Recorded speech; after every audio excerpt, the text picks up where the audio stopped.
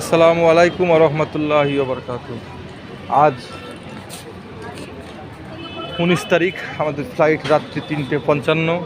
আমরা অলরেডি চলে এসেছি কলকাতা নেতাজি সুভাষচন্দ্র এয়ারপোর্টে। হাজী সাহেবগণ সকলেই উপস্থিত আছেন এবং আমাদের সাজানো হয়েছে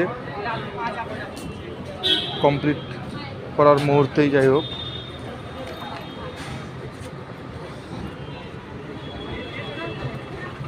আমাদের সঙ্গে এই ব্যাচে আলহামদুলিল্লাহ কয়েকজন ডাক্তার আছেন।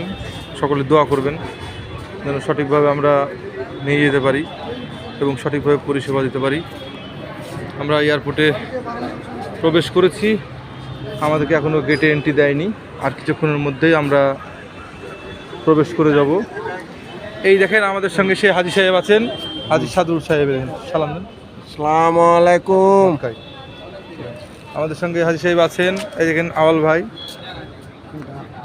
মক্কা থেকে, তিনি আছেন। আমাদের ডাক্তারবাবু, আমাদের মঞ্জুর সাহেব আছেন। আর যে নামটা বলছিলাম ডাক্তার, আমাদের এখানে ডাক্তার মকবুল হোসেন, উনি উপস্থিত আছেন এখানে। সালাম দিন। আসসালামু আলাইকুম। Mecca total live. আমাদের সবচেয়ে বয়স্কবান ব্যক্তি এই ব্যাচের ভিতরে আমাদের আছেন, ইনি আব্দুস সামাদ সাহেব।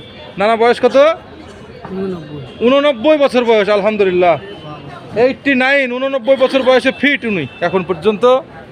এটা সকলেরই দোয়া, আল্লাহ পাক সুস্থ রেখেছেন ওনাকে এবং আপনারা দোয়া করবেন। নানিমা কোথায়? এখানে ওনারা স্বামী স্ত্রী আছেন। 89 বছর বয়সে মানুষ বলে যে হজে যেতে পারে না, তো এখানে এনার বাড়ি ডোমকল থানা হাড়ুপাড়া। ওনাকে নিয়ে যাচ্ছি। 89 বছর বয়সে উনি আলহামদুলিল্লাহ চলতে পারছেন, সুস্থর মধ্যে আছেন।